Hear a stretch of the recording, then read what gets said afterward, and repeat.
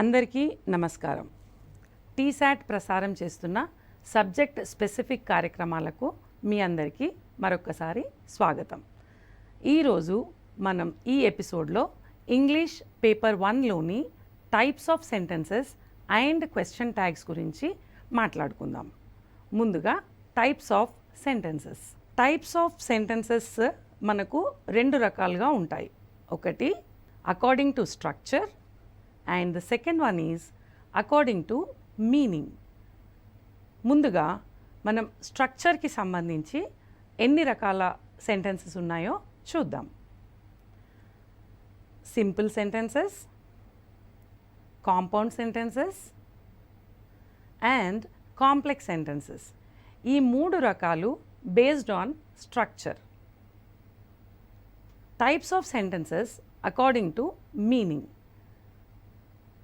assertive sentences, interrogative sentences, imperative sentences, exclamatory sentences. So ఇప్పుడు మనం తెలుసుకున్నాం ఏమి సెంటెన్సెస్ స్ట్రక్చర్ మీద ఆధారపడి ఉంటాయి లేదా అవి ఎక్స్ప్రెస్ చేసే మీనింగ్ పైన కూడా ఆధారపడి డిఫరెంట్ టైప్స్ ఆఫ్ సెంటెన్సెస్ మనకు ఉంటాయి. సో వీటి గురించి మనం ఇంకా డీటెయిల్గా ఈరోజు తెలుసుకుందాం. ముందుగా based on structure. So types of sentences based on structure గురించి మనం తెలుసుకోబోయే ముందు ఇంగ్లీష్ లాంగ్వేజ్లో సెంటెన్స్ ఎన్ని దాంట్లోని పార్ట్స్ మనం తెలుసుకుందాం. దాంట్లో రెండు పార్ట్స్ ఉన్నాయి. Every English sentence is divided into 2 parts. Let us have a look at them. Subject, predicate. For example, let us have a look at this sentence. Eagle will fly high in the air. Eagle. Eagle ఏంటి ఇక్కడ? It is a subject. Will fly high in the air. ఇది predicate. అంటే మనకు subject అనేది ఏంటి? సెంటెన్స్లో ఎవరైతే పని చేస్తున్నారో, అంటే మెయిన్ అక్కడ మనం తెలుగులో చెప్పుకోవాలి అని అంటే కర్త అంటాం కదా, అది ఇక్కడ సబ్జెక్ట్ కింద మనం చెప్పుకోవచ్చు. ఈ సబ్జెక్ట్ మీద బేస్ అయి డిపెండ్ అయి మిగిలిన భాగం అంతా ఉంటుంది. ఈ పార్ట్ అంతా ఈగిల్ మీద డిపెండ్ అయి ఉంది. So this comes under as predicate.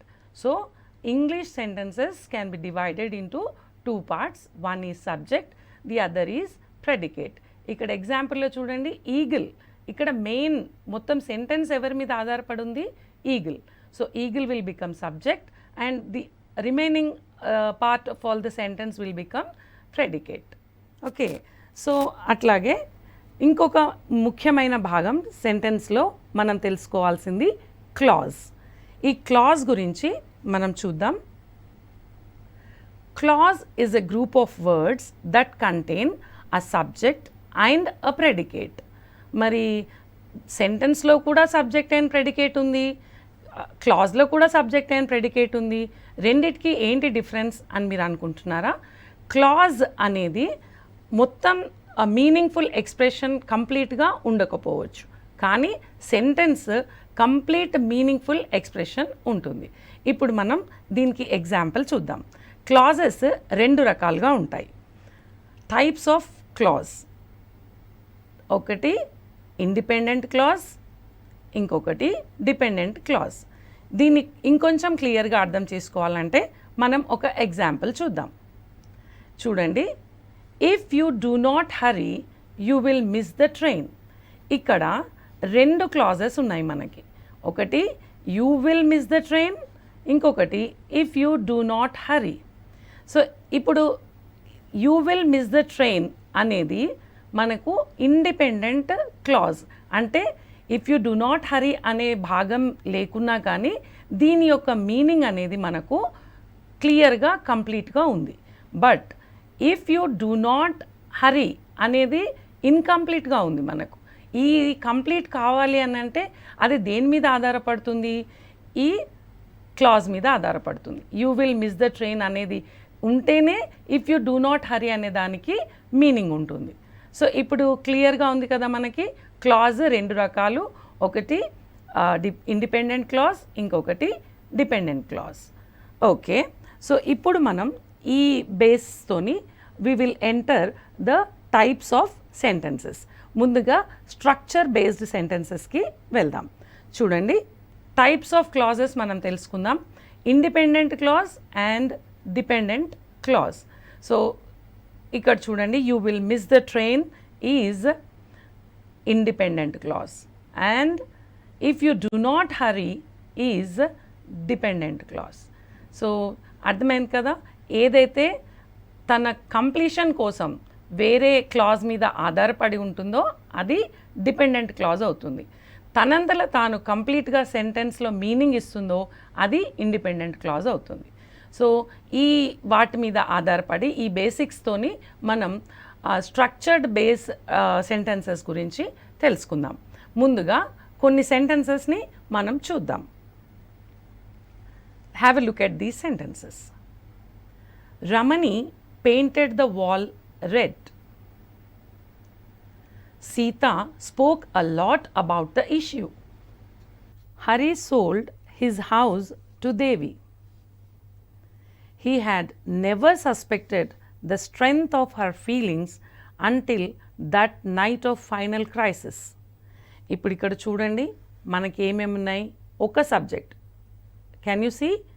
We have one subject and also one verb, and in all these sentences there is only one action going on. Such sentences we call them as simple sentences. Now you see, there is only one subject, only one verb. A sentence which has one subject and one verb denoting only one action is called a simple sentence. ఇందాక మనం చూసినవన్నీ simple సెంటెన్స్కి examples అన్నమాట. Now let us have a look at some more sentences. When I went there she was cooking in the kitchen. When I was coming home I saw a very beautiful bird. The fact that she had won the national award motivated others. If she is at home I shall see her. ఇప్పుడు ఈ సెంటెన్సెస్ని observe చేయండి అందరూ. When I went there she was cooking in the kitchen. ఇందాకనే మనం చెప్పుకున్నాం కదా, clauses గురించి మాట్లాడుకున్నాం కదా. చూడండి ఇక్కడ ఏముంది, she was cooking in the kitchen. ఇది ఇండిపెండెంట్ క్లాజ్. మరి ఇది ఒక డిపెండెంట్ క్లాజ్. అన్ని సెంటెన్సెస్లో కూడా మనం సేమ్ ప్యాటర్న్ అబ్జర్వ్ చేయొచ్చు. సో ఇట్లాంటి సెంటెన్సెస్ని ఏమంటారు? కాంప్లెక్స్ సెంటెన్స్ అంటారు. Let us have some more points on complex sentence. Complex sentence with 2 or more simple sentences or clauses. ఇందాక మనం చెప్పుకున్నదే. One clause is independent and complete. The other clauses or clause depends on the independent clause for their completion. ఒక clause మీద ఇంకొక వేరే clauses depend అవుతాయి. ఇందాక మనం ఒక సెంటెన్స్ చెప్పుకున్నాం కదా, let us go back once and see. ఆ సెంటెన్స్ మళ్ళీ ఒకసారి మనం చూద్దాం. ఏముంది ఇక్కడ? When I went there she was cooking in the kitchen. She was cooking in the kitchen అనేది కంప్లీట్ సెన్స్, కంప్లీట్లో మీనింగ్ఫుల్గా ఉంది ఇక్కడ. But when I went there అనేది she was cooking in the kitchen అనే దానిపై ఆధారపడుతుంది.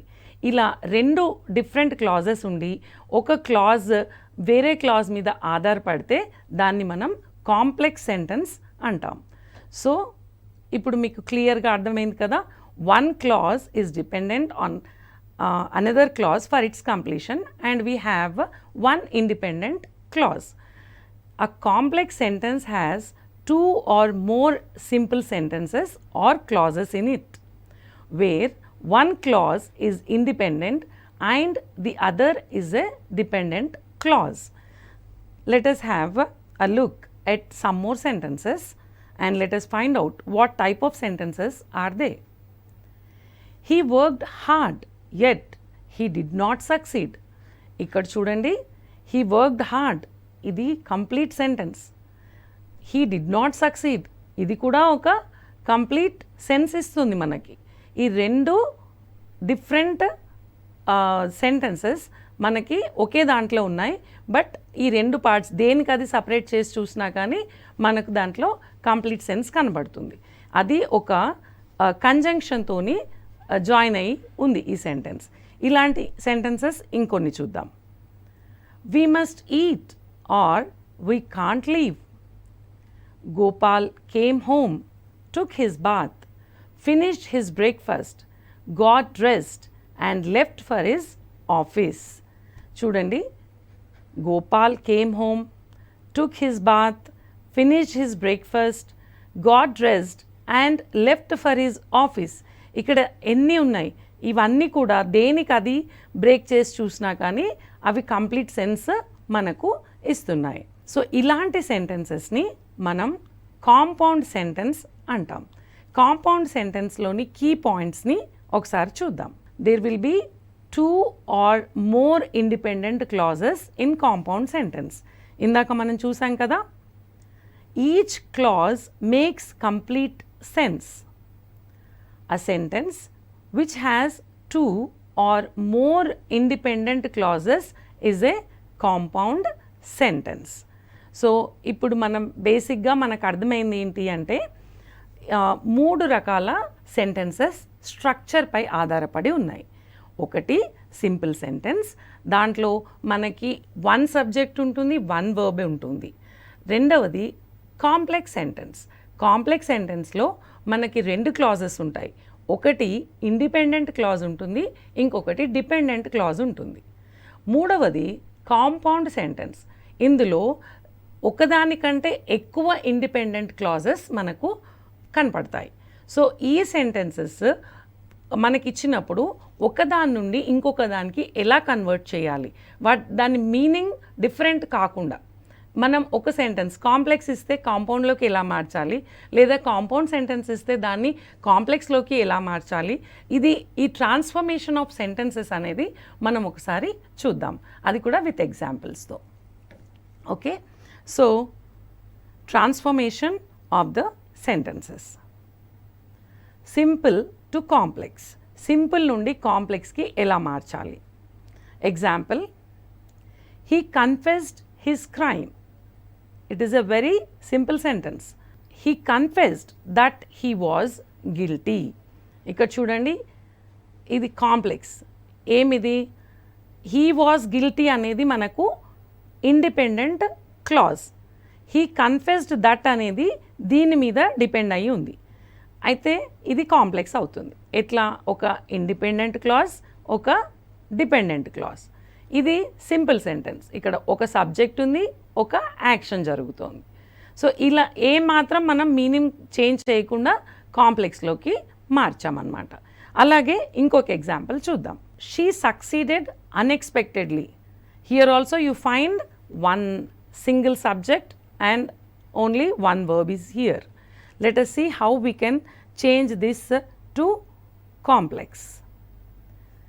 She succeeded although her success was not expected. So her success was not expected అనేది ఇండిపెండెంట్ క్లాజ్ ఇక్కడ. సో షీ సక్సీడెడ్ ఆల్దో అనేది దీని మీద depend అయి ఉన్నది. So I hope that you have understood this simple point. ఇంకా next చూద్దాం, simple నుండి కాంపౌండ్కి ఎలా మారుస్తారో. He must work very hard to get the first class. Let us see how it is changed to compound sentence. He must work very hard or he will not get the first class. చూడండి, compound అంటే మనం ఏమనుకున్నాం, 2, 1 లేదా more than 1 independent clauses ఉంటాయి అనుకున్నాం కదా. So more than 2 independent clauses ఇక్కడ మనకు ఉన్నాయి. He must work very hard, ఇది కంప్లీట్గా సెన్స్ ఇస్తున్న ఒక clause. He will not get the first class అనేది కూడా కంప్లీట్ సెన్స్ ఉన్న ఇంకో క్లాజ్. సో ఈ రెండింటిని మనం కంబైన్ చేస్తున్నాం with the conjunction or. So this has become a compound sentence. Let us have a look at the other example. Owing to his weakness, he took bed rest. He was weak, so he took bed rest. Now let us see another type of transformation. ఇప్పుడు చూడండి, complex నుండి మనం కాంపౌండ్కి మార్చే ప్రయత్నం చేద్దాం. Complex అంటే మీరు మళ్ళీ దీన్ని రిమైండ్ చేసుకుంటూ ఉండాలి. కాంప్లెక్స్లో ఏముంటుంది, ఒక డిపెండెంట్ క్లాజ్ ఉంటుంది, ఒక ఇండిపెండెంట్ క్లాజ్ ఉంటుంది. కాంపౌండ్లో మోర్ దెన్ 2 ఇండిపెండెంట్ క్లాజెస్ ఉంటాయి. సో దాన్ని మనం ఎట్లా మారుస్తాం అనేది కొన్ని ఎగ్జాంపుల్స్ చూద్దాం. Let us have a look at the examples. I have found the book that I had lost. How it is changed to compound? See, I had lost a book, but I have found it. చూడండి ఇక్కడ, I have found the book that I had lost. I have found the book అనేది ఒక independent clause, that I had last అనేది dependent clause. ఇది 2 independent క్లాజ్లలోకి ఎలా మార్చాం? I had lost a book, but I have found it. I had lost a book అనేది కూడా మనకి complete sense ఉన్న clause. అలాగే I have found it అనేది కూడా కంప్లీట్ సెన్స్ ఉన్న క్లాజ్. మనం దీన్ని ఒక కంజంక్షన్ బట్ తోని జాయిన్ చేసాం. సో ఇలా మీరు చేయాలన్నమాట. Let us have another example. We can prove that the earth is round. How it is changed to compound? The earth is round and we can prove it. Now let us see another type of transformation. ఇప్పుడు మనం complex to simple ఎలా మారుస్తామో చూద్దాం. Let us have a look at the example. We believe that he is innocent. This is a complex sentence. Let us convert that into a simple sentence. We believe in his innocence. ఇక్కడ చూడండి, simple అంటే మనం ఏమనుకున్నాం, 1 subject and 1 verb. So సింపుల్గా మారిపోయింది కదా. Then ఇంకొక example చూద్దాం. We hope that better days will come. This is a complex sentence. Let us convert it into simple now. We hope for better days to come. Let us have how we change compound sentence to simple sentence. Example, they were poor and often suffered great hardship.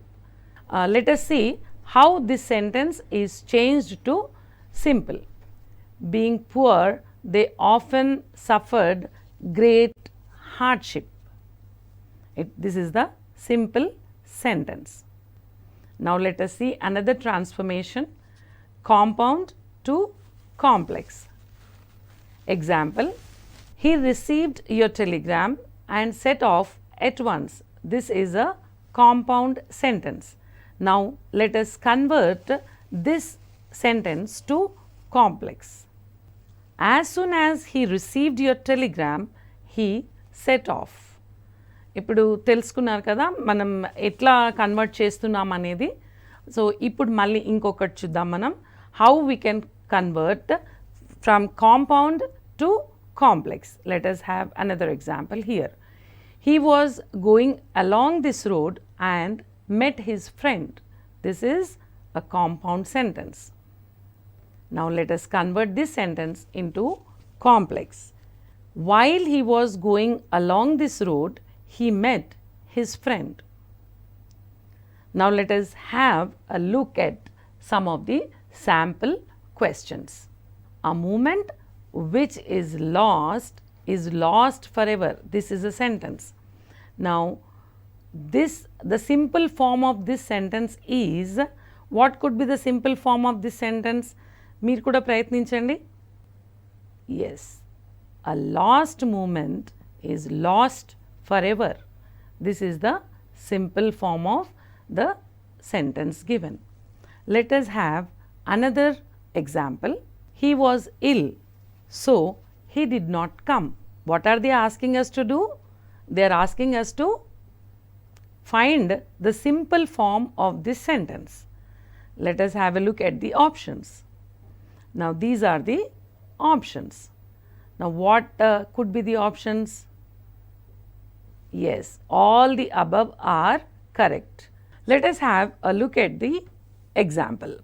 Jessudas is one of the best singers in India. What are they asking us to do? The compound form of this sentence is, let us have a look at the options. And what is the correct option here? Yes, there are few best singers in India and Jessudas is one of them. Let us have another example. For the first time in his life, he wished me good morning. Now, what are we supposed to do? The complex form of this sentence we have to find out. ఒకసారి options చూడండి. ఈ options లోంచి మనకు correct option ఏది? It was for the first time in his life that he wished me good morning. Eat healthy or else you will fall sick. The complex form of this sentence, let us find out. Yes, if you eat healthy, you will not fall sick. Let us have a look at the sentences based on their meaning. There are 4 types of sentences based on their purpose: assertive or declarative sentences, interrogative sentences, imperative sentences, exclamatory sentences. Now, let us know more about assertive sentence. A sentence that states, declares or asserts is called a declarative or an assertive sentence. Example, Thomas Alva Edison invented electric bulb. The school remains closed for a week. Now, assertive sentences always end up in a full stop. Let us have a look at the imperative sentence.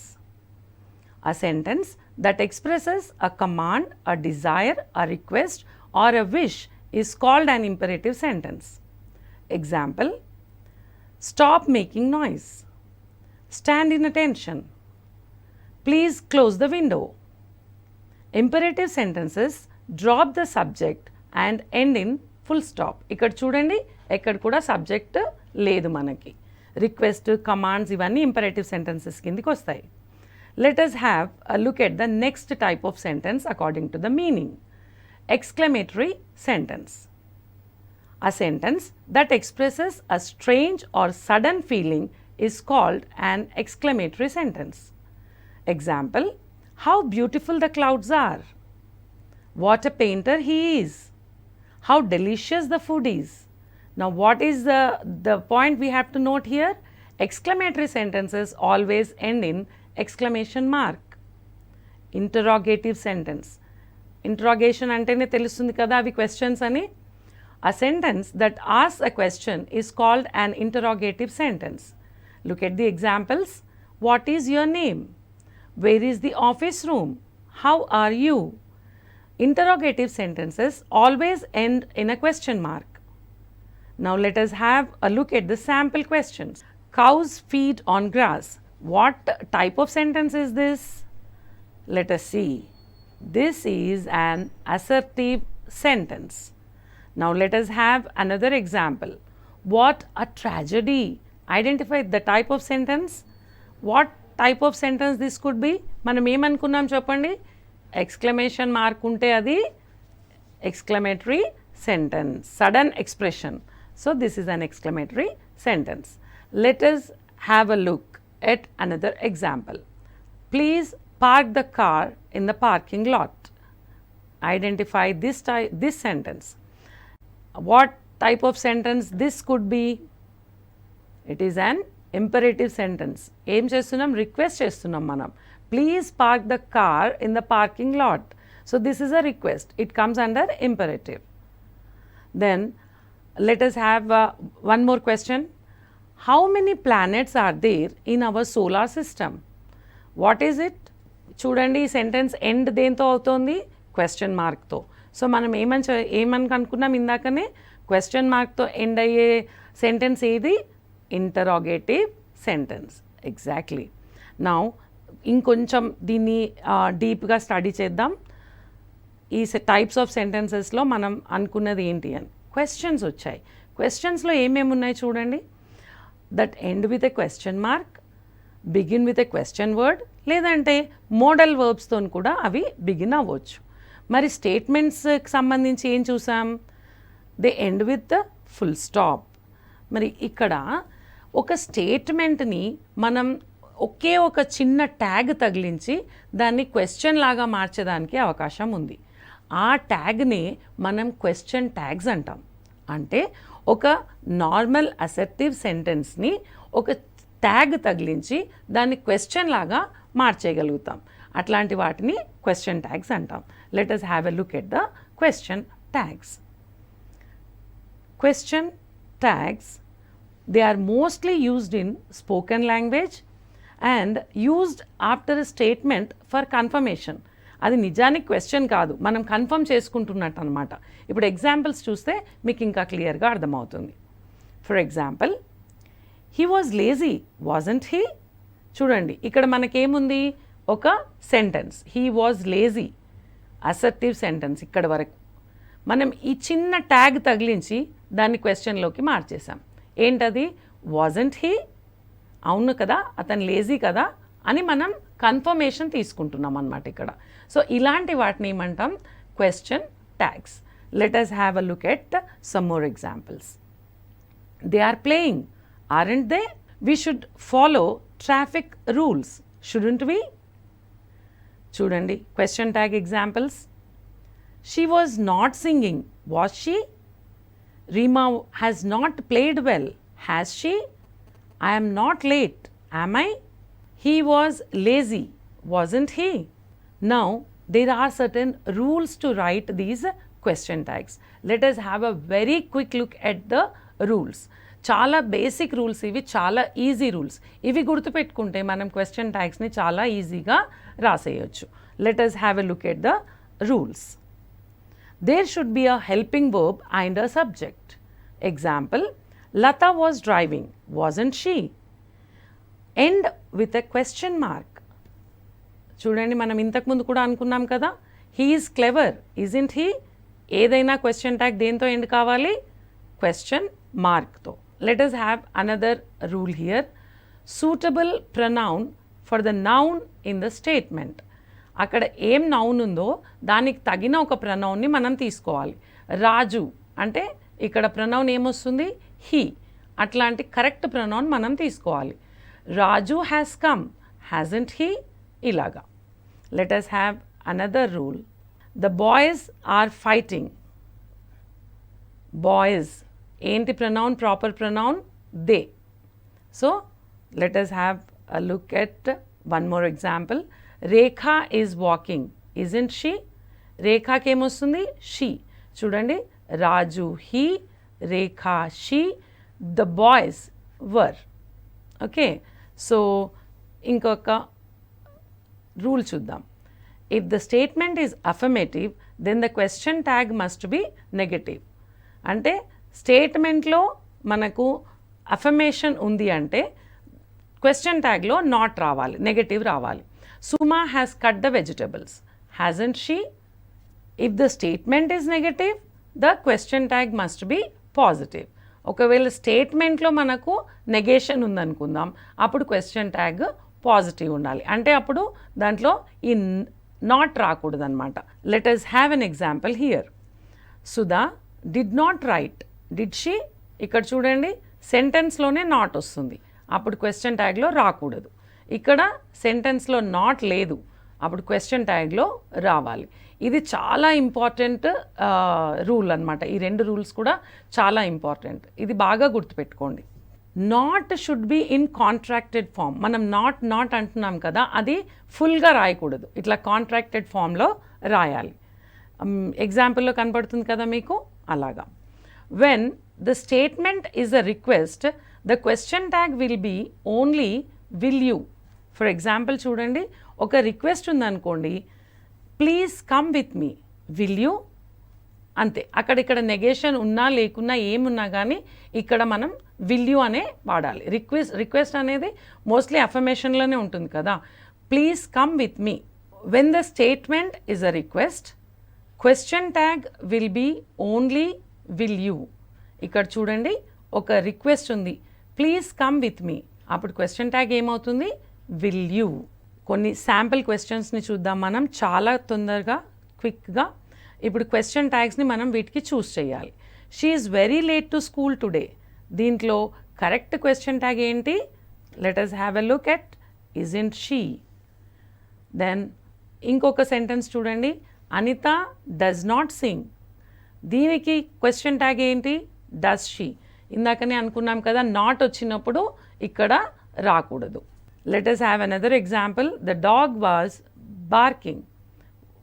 ఇక్కడ చూడండి, దీనికి correct option ఏమవుతుంది? wasn't it. Let us have another example, please wait. Please wait అనేది ఏంటి చెప్పండి? yes, it is a request. Request తర్వాత మనం ఏం అనుకున్నాం?